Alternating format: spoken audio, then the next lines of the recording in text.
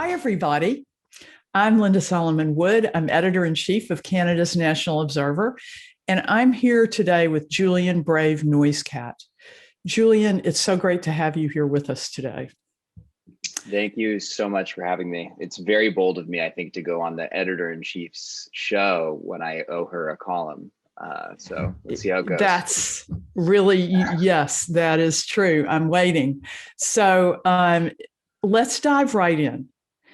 You are a vice president at the Center for Data Progress, as well as an acclaimed climate writer for publications like The Guardian, Politico, and National Observer.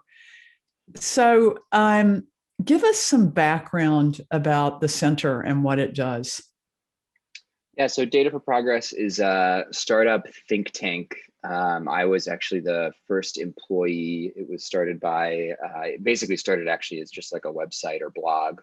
My friend Sean McElwee, who is a data scientist and progressive activist, started the think tank, and in the spring of 2019, reached out to me. I was working at 350.org at the time, helping lead their US policy work.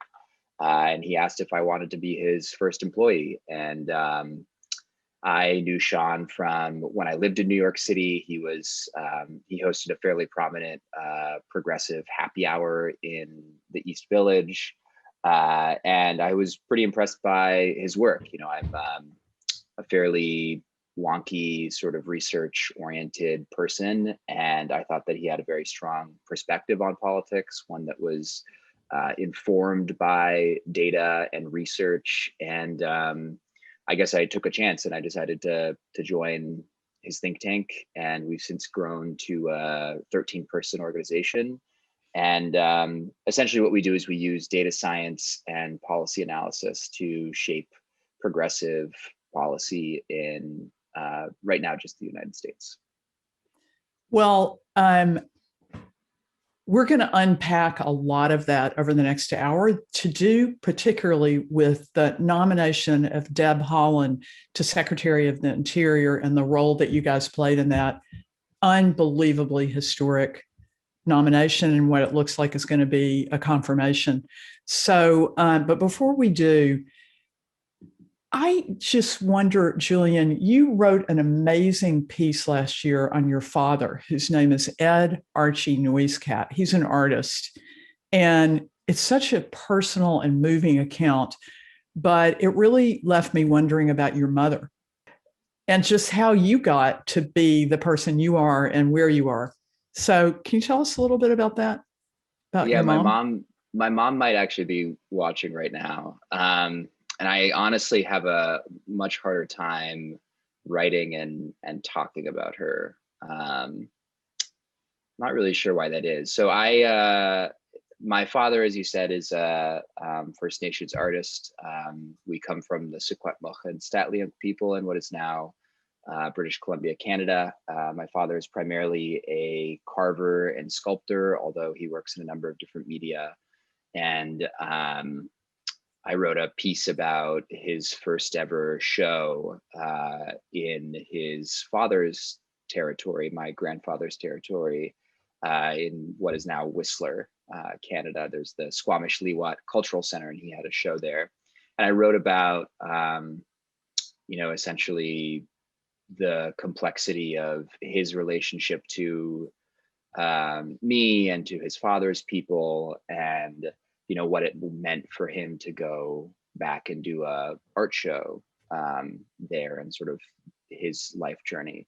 I guess the way that my mother fits into all that is that the truth is of the matter is that I grew up in a single parent household. My father is an alcoholic, which is part of what I wrote about for The Observer.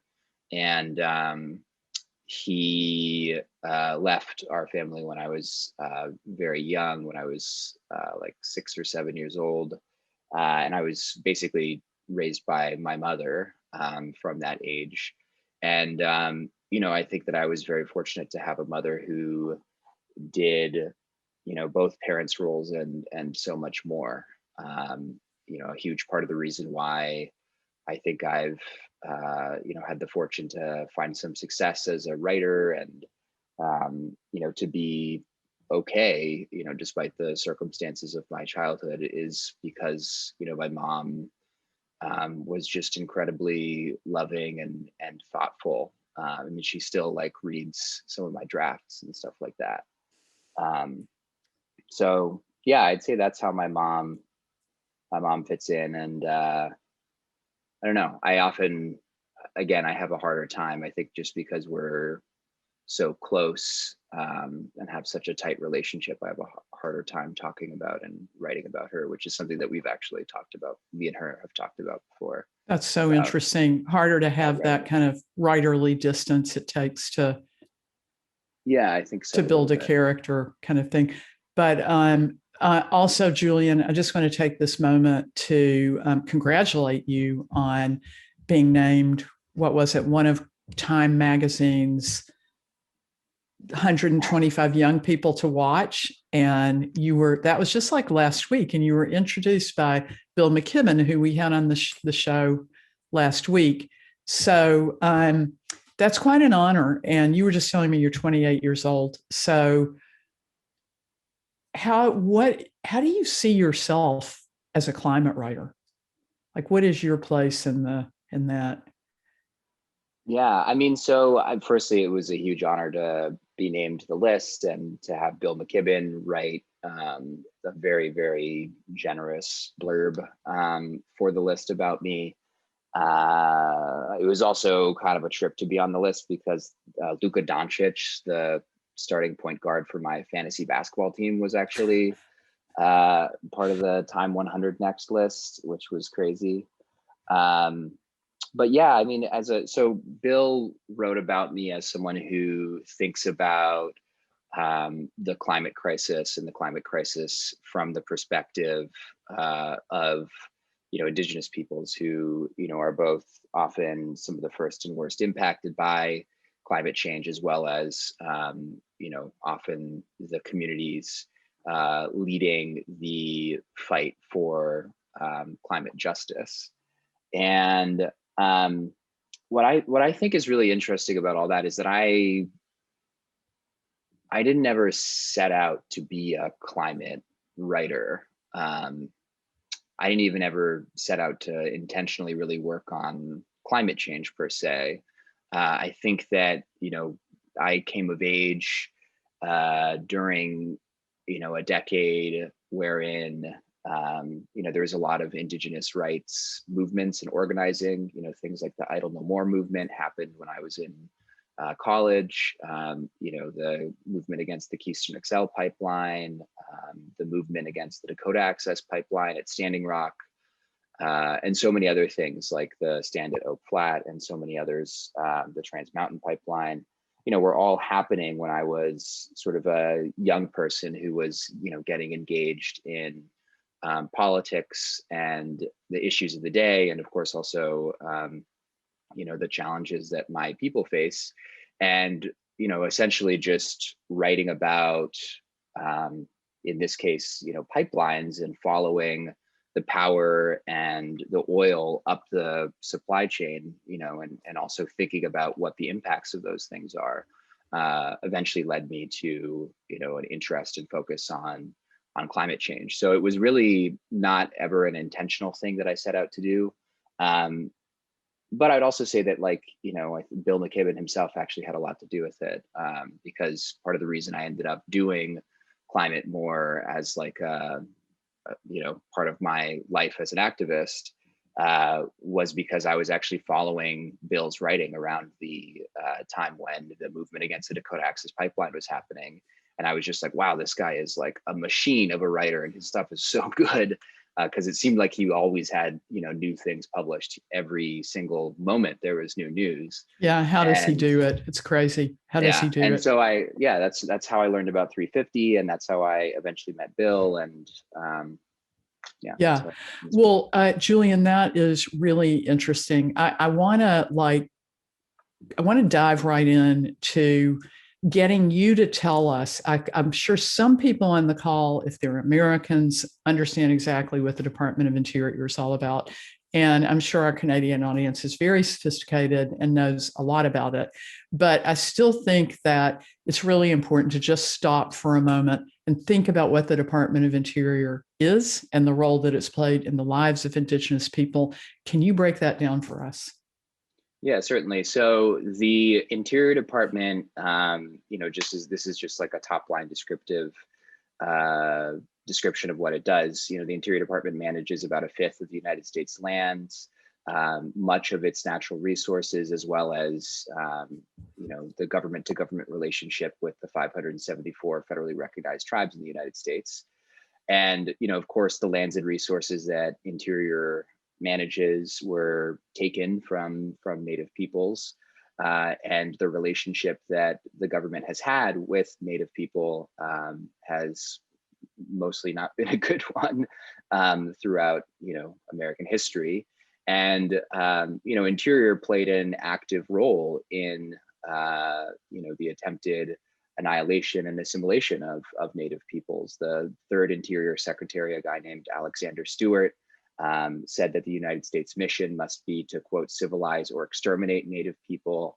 And throughout Interior's history, the department played a very active role in carrying out that mission.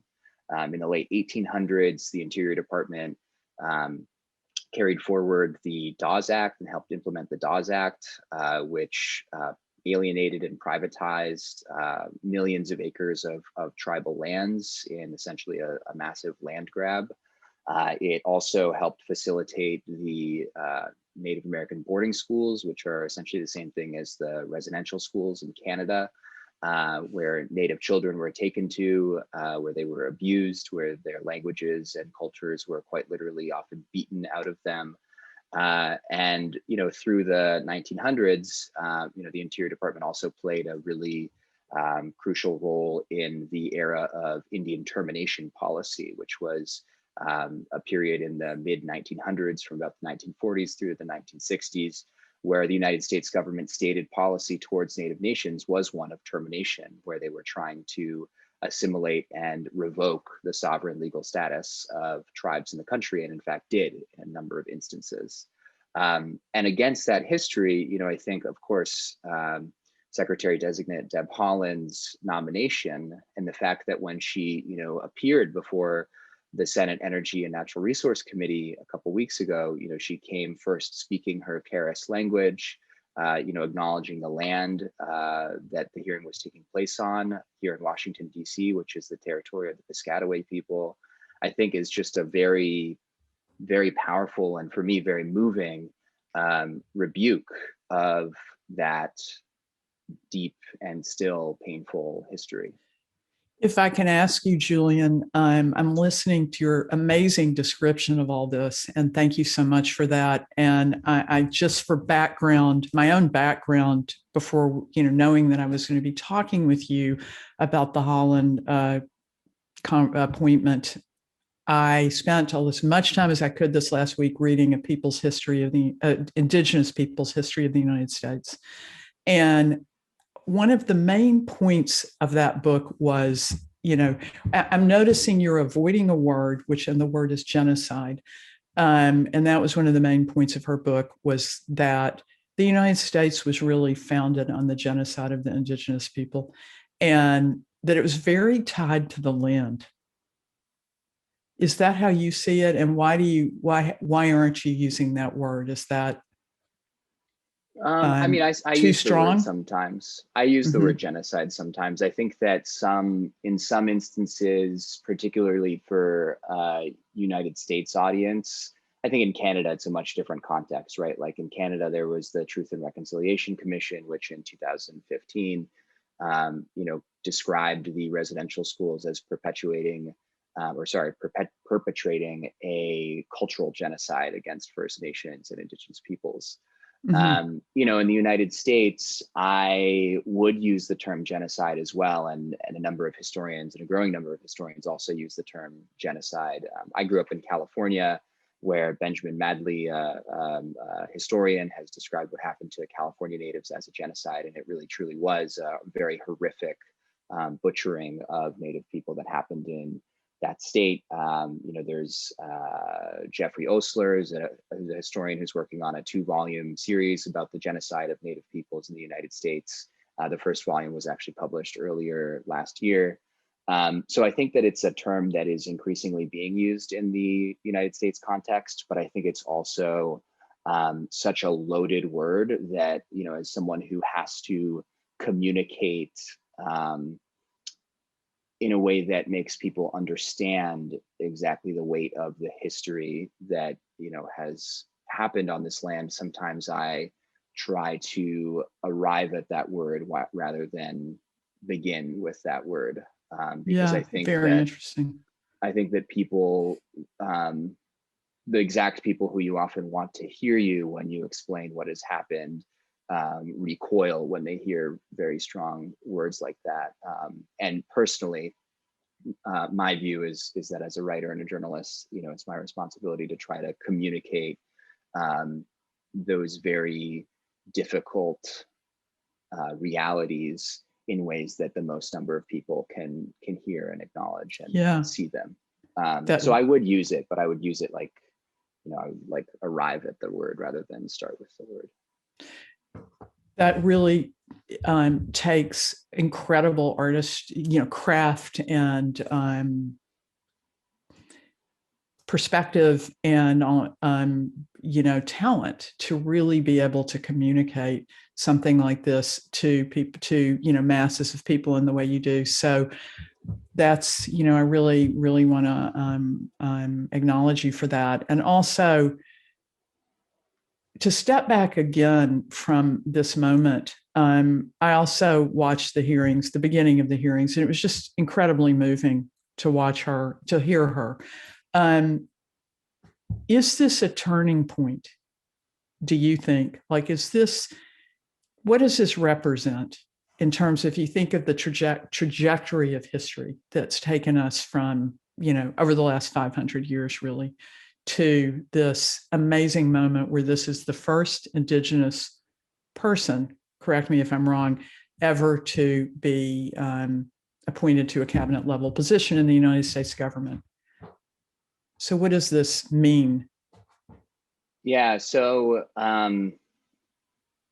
it would be a statement of fact to say that Secretary Designate Holland, will be the first Native American cabinet secretary. It's important to point out that Charles Curtis, who was the vice president of Herbert Hoover, was a citizen of the Kaw Nation. So she won't necessarily be, in that era, the vice president was actually not considered part of the cabinet, was mostly excluded from significant decision making. But so I think it's just a statement of fact to say that she'd be the first Native cabinet secretary, and it wouldn't necessarily be a stretch to say that she will. I guess we have to see what happens during the Biden-Harris administration, but I think it wouldn't be a stretch to say that she'd be the most significant Native American policymaker in United States history. And it's hard, of course, to say that something is an inflection point before it has really happened. Yeah. Of course, like, my hope is that it is an inflection point, and I think that the early indications are that it could be a historic inflection point. I think that the Secretary Designate's biography and record in many ways sort of tell a very compelling story about a progressive policymaker. She, of course, went to the camps erected in the path of the Dakota Access Pipeline in 2016 and cooked green chili stew and tortillas for the water protectors. In many ways, that was one of the key reasons why Republicans opposed her nomination and why so many Native people were so happy and excited about her nomination.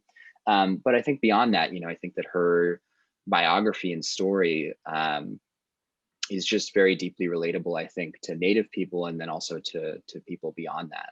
She, grew up as a military brat. She, struggled with, poverty and was living on food stamps for some time when she was younger.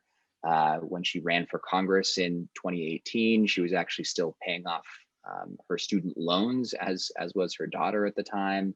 Her prior jobs before politics include being a cake decorator and starting a small salsa business. That's not exactly the resume of, the insiders you would expect to be running a department like Interior, which usually goes to, Western politicians or, businessmen from the oil and gas or mining industries. And I think for exactly that reason, her nomination and very soon her confirmation could well signal a turning point in the way that Interior is led and managed, as well as a turning point for the nation to nation relationship with tribes, and also I think just be a turning point where there will be a whole generation now of Native people who grow up seeing that you can aspire to something like the Secretary of Interior, that the government can represent and have our interests in mind. And for many tribes and tribal people, that will be a first. And Julian, I'm really interested in what the role of the data of the Center for Progress was of your organization. Like what okay, so these things, when they happen, they seem so kind of, we see them, you can get excited about them, but they don't just happen usually. So what went into her getting this nomination and this appointment? Yeah, so I can't tell the whole story from beginning to end because it's probably a little too in the weeds and boring for everybody, but I can give the sort of quick summary. So over the summer, Data for Progress back in July actually put out a sort of fantasy football style list of what we thought would be, the ideal cabinet for the next Democratic president. From a progressive perspective. And just to illustrate like the kinds of names that we were putting on this list, we had my Congresswoman Barbara Lee as the potential Secretary of State because she was the only person to vote against the authorization of the use of force following 9/11. We had Keith Ellison for Attorney General. He was the Bernie Sanders supporting candidate for the leadership of the Democratic National Committee and is now the Attorney General for Minnesota, very progressive legislator and lawmaker and now Attorney General. And then we had Chokwe Lumumba, who's a socialist mayor from the South, as the potential pick for Secretary of Housing and Urban Development. And that I think sort of gives you a sense of the kinds of names that we were putting forward. But we included on our list, two Native women for Interior Secretary. We included Fawn Sharp, the president of the National Congress of American Indians, which is a national body representing tribes, and of course, Congresswoman Deb Haaland. And it was really began as sort of wish casting. I didn't know if the idea would go anywhere. And in fact, actually, in late September, I was driving to the beach in Maryland just before the end of summer. And Deb's chief of staff called me, and I thought I was in trouble actually. And so I started apologizing to her on the phone because I thought that I had put Deb's name out there without asking their permission and stuff like that. And after I did a long-winded 10-minute apology, her chief of staff said, well, when people are asking, we're not saying no, we're saying that we're potentially interested. And from there, it was all about creating buzz and then, telling her story in a way that was true and authentic, but also that would be compelling to key decision makers in the Biden camp. So I wrote a profile of her for Politico magazine. We ran some polls at Data for Progress showing that there would be robust support for a Native American Interior Secretary. There was a few key moments in the push to get her selected by Biden, where we had to persuade key decision makers in the Democratic Party that she could, for example, leave the House of Representatives, where Democrats have a very, very thin majority right now. And Yeah, so it was, and then there was also an effort to organize tribal leaders, environmentalists, progressives, even some congressional Republicans to come out publicly in support of her campaign and to, talk to the press about it, create memes, do sign-on letters, all of that sort of stuff. And, I think people often talk about in sort of advocacy circles and organizing circles about the sort of quote unquote inside outside strategy. And I think that most of the time that's just sort of talk. It doesn't actually usually happen. But in this instance, we really did combine outside organizing and advocacy and interest groups with, inside persuasion and pressure, and ultimately, obviously, got her to this point. Okay, everybody. In the chat, people want to hear more about Canada and grassroots organizing in Canada. So I just want to let you know that we're going to get to that in a minute. Julian, that is really amazing. So where you started, if I got you right, is you started really just with imagining this great cabinet that America could have and that Biden could have. You started with that, and then things began to unfold from there. Yeah, it was essentially putting out the idea, other people taking interest in it, organizing that interest, building the story and the case, and persuading key decision makers along the way. It was a campaign, effectively. It was a campaign. So we're going to get back to this in a moment. I'm going to be asking Julian how likely Holland's confirmation would have been without grassroots organizing. But first, my name is Linda Solomon Wood. I'm editor-in-chief of Canada's National Observer. And for those of you just joining us, I'm speaking with Julian Brave Noisecat, Vice President of Policy and Strategy at Data for Progress. He also writes a column for us at Canada's National Observer. I'd like to thank everybody for being with us today. National Observer is a member of the Trust Project and of Mother Jones's Climate Desk. Every day, we're bringing Canada the best of fact-based climate journalism from here and around the world, hard-hitting investigations and analysis you simply can't get anywhere else. When you subscribe today, which I hope you will, you're not only joining our community of tens of thousands of citizens and policymakers, you're proactively fighting against disinformation. Just go to nationalobserver.com, subscribe to purchase an annual subscription. And for tonight only, we have a special discount and promo code. You can go into the chat to find out about that.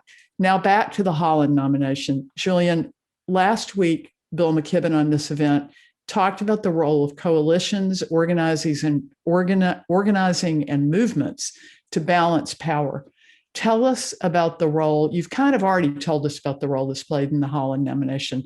Would it have happened without that? And can you, since our audience is begging to hear what you think about this, itching to hear what you think about this, can you tell us what of that you're seeing in Canada? Yeah, so I think that it was no secret, at the time that President Biden was most comfortable selecting people who he had worked with before and who were from, his broader network and preferably even his inner circle. And while obviously Congresswoman Haaland had a very compelling story, her nomination would be historic, and all of that I think was persuasive to President Biden. You couldn't invent a 10-year plus relationship like Senator Udall from New Mexico, the former senator from New Mexico, had, who was considered one of the front runners for the job. You couldn't invent the sort of ties to the existing big law firms that usually run interior that someone like Michael Connor had. And so a huge at the end of the day, I think that what Deb had that nobody else had was that there was a lot of people from a lot of very different backgrounds, and not just Native people, although it was primarily Native people who led this, who wanted to fight for her. And I think that so often politics seems to be a very elite insider thing where outsiders don't usually get to have influence. But I think in this instance, the being someone who other people are inspired by, who other people want to fight for, was central to the reason why Holland is now on the brink of making history as the first Native Cabinet Secretary and Native Interior Secretary. And was there door knocking, or were there polls, or what role did data play? Yeah, so we ran a poll, and then we also ran some polling, some of which we have published, some of which we have not, on her confirmation push. So after she's nominated, her nomination goes to the Senate, which is where it is right now. Today, actually, the Senate just voted to move forward with her nomination.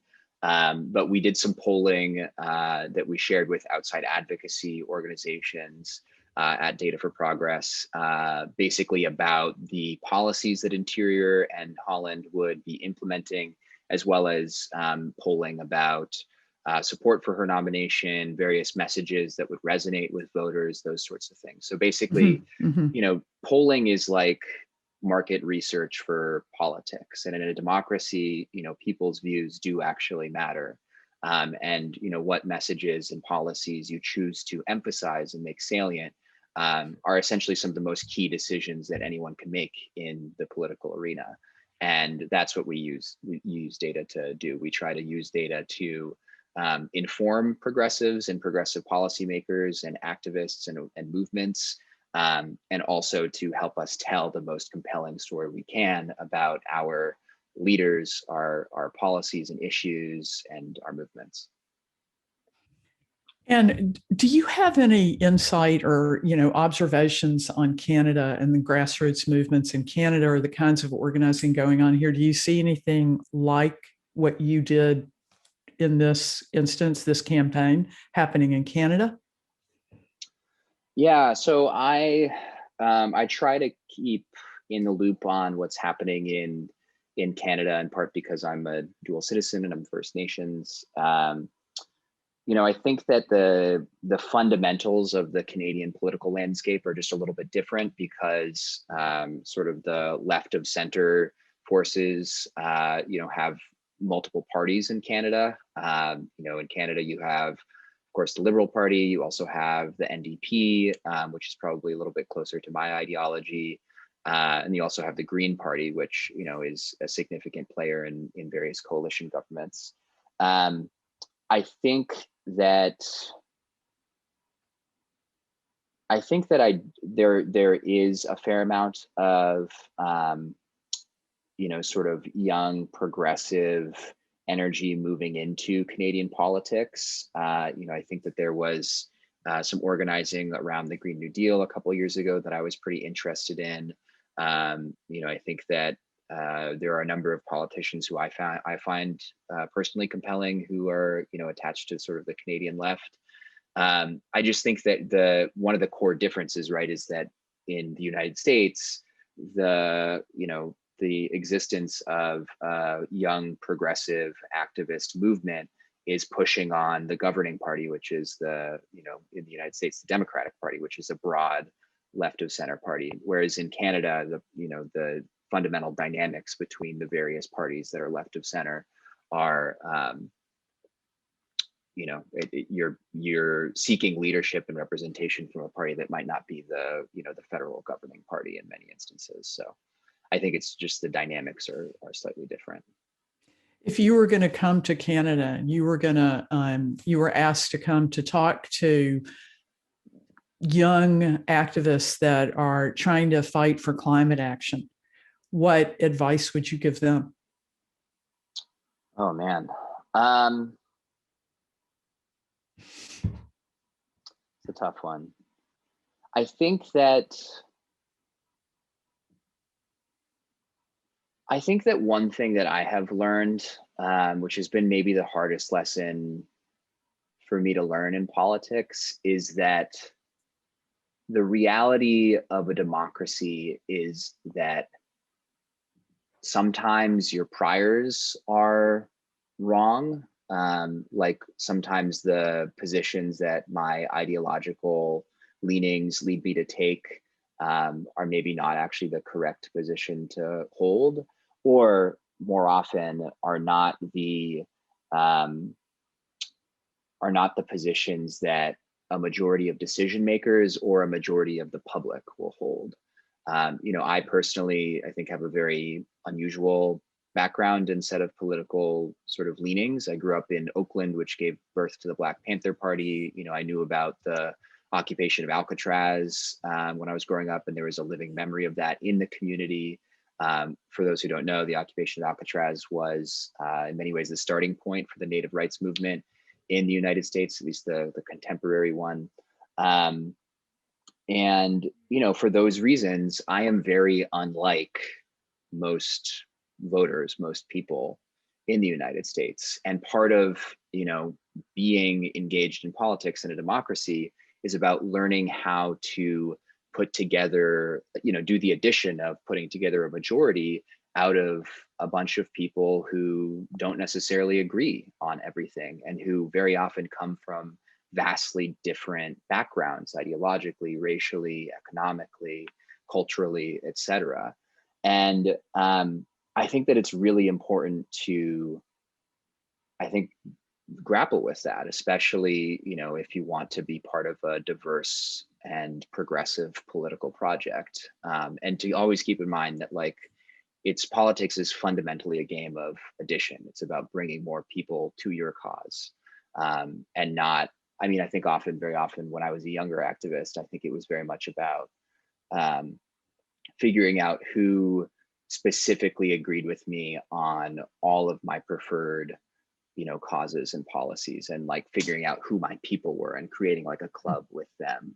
And I think that that's very understandable, particularly if you come from a, marginalized background where it's hard to see yourself, feel seen in sort of broader political projects or organizing things, or just in broader society. But also, I think it's really important to keep in mind, again, that it's about bringing more people in and bringing more people in and bringing more people in. That's so interesting. So it's about bringing more people in. It's about building bridges. It's about listening. Would you say that? And in terms of young people taking that message that you've just given and that you've taken inside yourself, how would you tell them? Are you really telling them to look more carefully at where they are, where the whole population is? Are you telling them to move away from their values? No, I don't think that people should ever move away from their values, although I think people's views and values can obviously change over time. I think what I'm saying is that the way that I often look at the data and research that we produce at Data for Progress is that it helps provide people with generally egalitarian and progressive values, set a roadmap or some guidance to how to put together a majority in the United States case, an electorate and a set of institutions that are very antagonistic towards diverse, equitable, and just goals. And I think that often what we are doing is helping people understand what the views of voters are, more or less, what sort of policies from a very progressive perspective can be, the salience of them can be increased, or it can be emphasized in the media to attract more people to our cause. And then also, just to understand, where we still need to grow, where the voters are not, there's a whole bunch of issues and positions that I hold that, the majority of voters on our poll do not support. And that's useful information, actually, in my opinion. Yeah. And if we've seen anything over the last 4 years, we've seen how divided people can be on very, surprising topics even. We're going to get back into talking about Deb Haaland. I have another question from the audience, which is from Erwin Dresser. What obstacles will Deb Haaland face? Or are the seeds of progress already there in the Department of the Interior? Yeah, so I'll give three quick ones, and I think that she's already overcome one of them. So the first was that we were encountering a 50-50 divided Senate.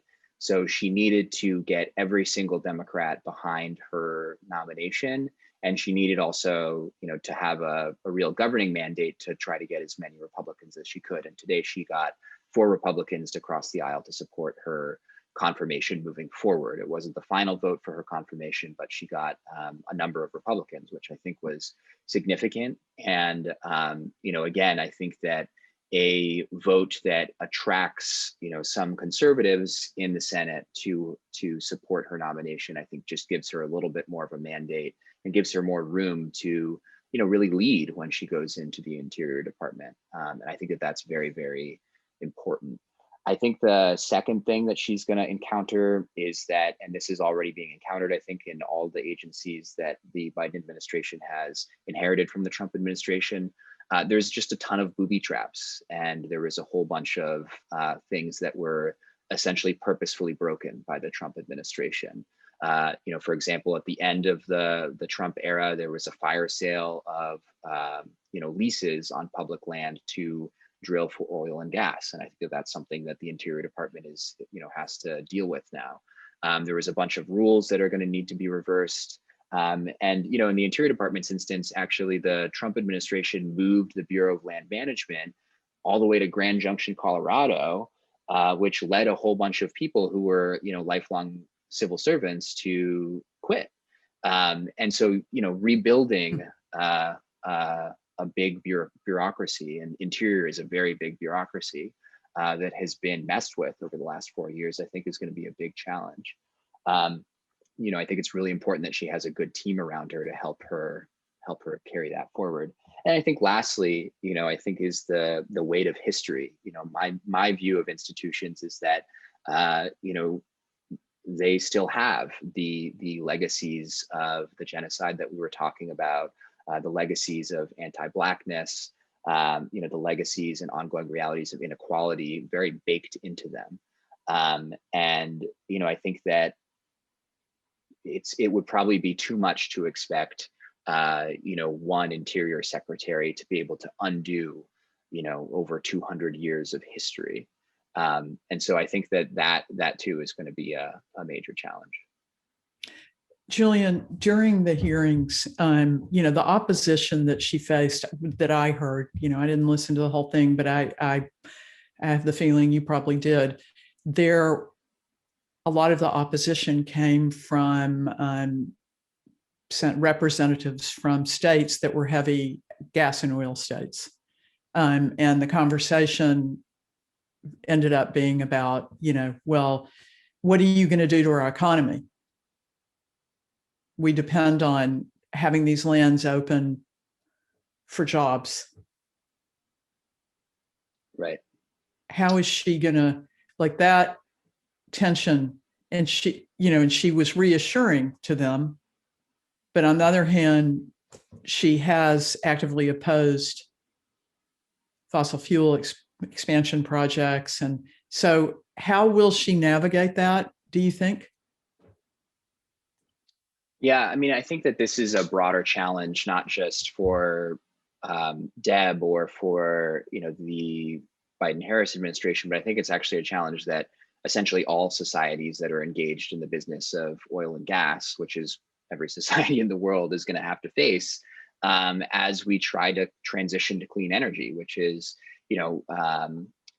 personally, I don't particularly care that much about what happens to the corporations, but I do, and I think everybody should care about what happens to the workers. And I think we also need to, in some instances, think very hard and carefully about the revenues that oil and gas have produced, and what those things fund. So, for example, in New Mexico, where Holland is from, the oil and gas industry pays for the schools. Essentially, it's about 40% of the state's budget, if I recall correctly. And that's kind of like in Alberta, right? Like in Alberta, if I remember my history correctly, the Alberta government first ran a surplus when oil was discovered in in Alberta, right? So that's a huge part of that province's economy. And I think that essentially we need to figure out, and often, many of those jobs are actually pretty high paying jobs. You can have a working class job in the tar sands or in the oil fields where you could be making as much as, six figures. And the reality is that unfortunately, the clean energy industry is not nearly as unionized as the fossil fuel industry is. The jobs are not nearly as high paying. And I think we need to be thinking very carefully about what we owe to the workers, not just to retrain them, but to make sure that they have, comparable wages, comparable benefits, that their retirements and pensions, don't go away, all of that stuff in the transition to clean energy. And, I think that at the end of the day, that's of course not just Holland's job. I think that that's, a social responsibility that we all bear, and that policymakers are hopefully thinking very carefully about right now. Yeah, it's such a incredibly complex situation for policymakers to be navigating. I think often we underestimate just how hard it is, when we're watching it. So thank you. That was so well articulated. I really appreciate that. So you've suggested that in the wake of Standing Rock, a new generation of Indigenous millennials and the Gen Zers dream of a future when the United States gives land back to Native nations. I wondered if you could, tell us, is this the moment that happens? And then is that the moment this could happen beyond the border? And this is, what is the ripple effect? Yeah, so in that line, which I think was from the Politico magazine profile of Deb, I'm referring to the land back movement, which is really taken off over the last couple of years. It's also a hashtag. It refers to the demand to return lands to Native people and to Native governance and sovereignty. But I would say that, like, in many ways, how that will be achieved and what that might look like is actually still being debated and formed in various sort of Native political organizing and intellectual contexts. And in some cases, actually, there already is a history of land being returned to Native nations. In some instances, actually, to advance environmental and climate aims, which is one of the things that I'm very interested in. So very briefly, there are lands that need to be preserved as essential places for biodiversity, and as well as carbon sinks. And around the world, Native nations and Native people are often already the ones who are taking care of that land, whose territories those lands are upon.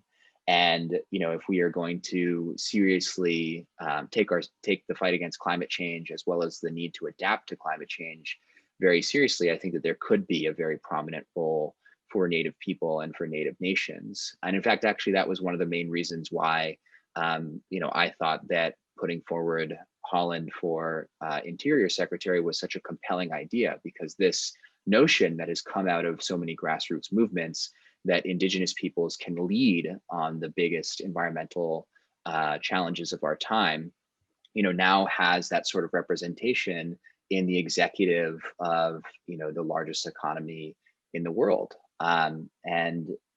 Essentially, I think that Holland embodies the potential of that promise.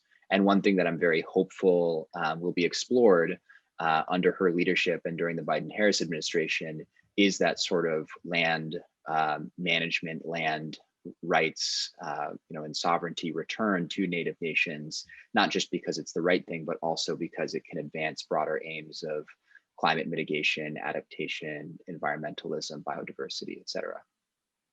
And Julian, if that were to start happening in the United States, what would the ripple effect be beyond the United States and Canada, not only Canada, but in the rest of the world?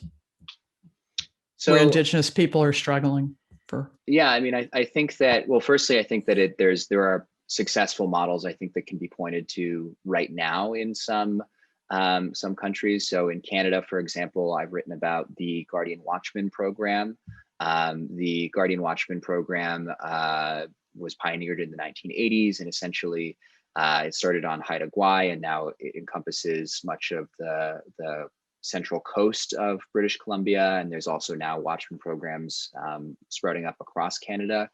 Basically, these Watchman programs employ First Nations governments and First Nations peoples as environmental stewards, who are essentially reasserting their governance and right to manage their historical and ancestral homelands, and often doing that at the same time as they are.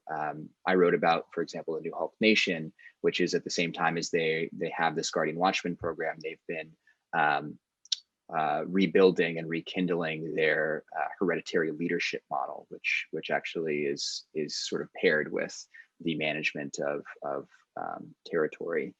And that program is growing. It's a success story in my view, and is one that could be built upon in the United States. And then once you have these successful examples of Indigenous peoples, getting their land back, getting our land back, and managing it with positive environmental aims in mind, I think that becomes then a model that can be adapted around the world. Very often policymakers learn from not just what's happening in successful domestic contexts, but often are looking to other international contexts to learn about best practices and what is working and what they might be able to apply at home. That's so interesting that you mentioned the Guardian programs. We had Ethel Blund and Andrew on a couple of months ago, and she's now heading up the Indigenous Leadership Initiative, and she spoke so highly about the Guardian programs as well. We have a question from Chris Hatch, who says he'd love to hear more about the process of getting Biden to embrace climate justice and climate access, and also the process of making climate a surprisingly large part of the 2020 election. That's a great question. I think that there's a lot of perspectives from which you could tell that story. I'll just tell it from my own. So right around Super Tuesday, which is when it became clear that Biden was going to be the Democratic Party's nominee because of his very strong showing. One of the benefits of having a polling operation like we do at Data for Progress is that we can have some sense of how those various primaries were going. And it was very clear that Biden was starting to edge ahead.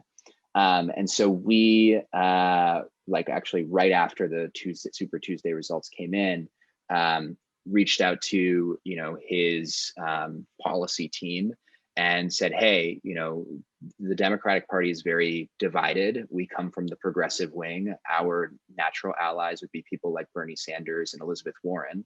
But we also recognize that the party is going to have to figure out a way to reconcile and unite behind Biden, who it looks like at this point is almost certainly going to be the candidate. And our view at the time was that climate was one of the best ways to do that. Climate had been, the subject and focus of so much youth and progressive organizing from organizations like the Sunrise Movement. There had been, just a deep engagement and focus on climate policy from a number of different campaigns, in large part because the UN IPCC report in 2018 about warming of greater than 1.5 degrees Celsius, was just such a catalyzing event for so many policymakers in the US and around the world. And they eventually, took that pitch. They met with a number of other progressive groups and organizations like the Sunrise Movement. They formed a unity task force with Bernie Sanders' campaign. And one of the most prominent task forces was on climate. And then they actually, I think had a lot of humility and were very willing to take in input. And actually, they put out a new climate platform, a new infrastructure and climate platform after those task forces were convened that took in a lot of the input of organizations like Data for Progress and a number of other progressive organizations, and updated their sort of plan with regards to climate change. So I think it was a really successful story of, the progressive and activist wing of the party, asserting itself, but also B, of, to the credit of the now president, the willingness of Biden and his team to listen and to take in a lot of that feedback and to be willing to update their plans and policies to align with, the sort of vision and demands of the younger progressive wing of the party, and also to, recognize the imperative, the scientific imperative, the moral imperative of this moment, and to, align their policies with that. Well, Julian, thank you so much. You've illuminated a lot in a short hour, and really eloquently. Thank you so much. And thank you, those of us who've been joining in today. Really appreciate you listening. And I hope you'll join me next week when we're going to be talking with Wikipedia about the fight against disinformation. So Catherine Mayer is the CEO of the Wikimedia Foundation, which runs Wikipedia. And there's a lot to unpack there. So that's on Friday. Oh, then on Friday, March 26th, first thing in the morning, we have a special climate panel with the European Union. So tonight's episode was produced by Shreya Tajvidi and the Canadian Centre for Journalism. And a big shout out goes to my mother, Rosalind, who helped me set this up tonight, and to my colleagues, Janelle Johnson and Jenny Uechi. Thank you so much, everybody, and I hope to see you next time. Thank you, Julian. Thank you so much. It was a pleasure.